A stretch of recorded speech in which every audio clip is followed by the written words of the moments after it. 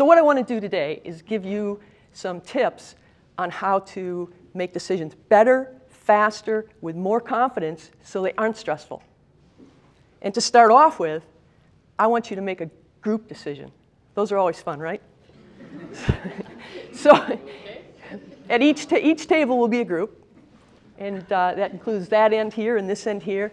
And I'm going to give you 3 or 4 minutes to decide what is the best gift you can give employees for the holidays. Okay, you got 4 minutes.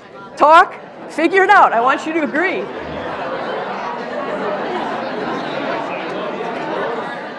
So did everyone reach agreement? Yeah, raise your hand if your table reached agreement.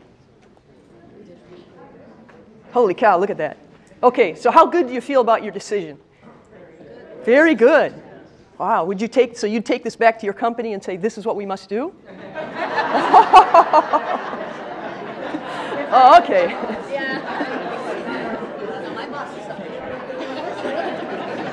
Okay, that tells me something about what you decided your employees really wanted. All right, so when you were discussing what you might provide your employees, did you discuss a variety of different alternatives? Yeah? Yeah, okay. No. Did you just one alternative? So we're quick to discuss alternatives. We go to that, we like to discuss alternatives. But that doesn't mean we couldn't be better at it. So here are 3 tips for getting a better list of alternatives to consider. Okay, number 1, more is better. Some of you said, no, we didn't discuss a variety. I think you probably discussed one. So you got a great idea and you went with it. But more is better. You want a long list. Get creative, get some good input from a variety of people, listen to everything everyone at the table has to say. A long list is better because usually when you're trying to make a decision, the first couple things that come to your mind are not necessarily the best. They're just the ones you've already been thinking about.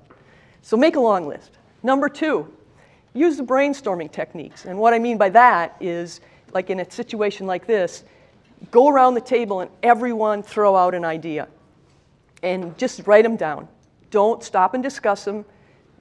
No questions, no evaluation. Just write them all down so you can make the list as long as you possibly can.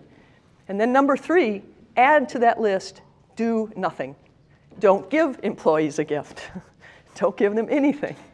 But always add that to the list because first of all, that's usually a viable option. And secondly, it often gives you good contrast to the other options, the other alternatives, I mean. So, like I say, we're all really good at jumping in and talking about alternatives. Unfortunately, that's not what you should start with. That's step 2.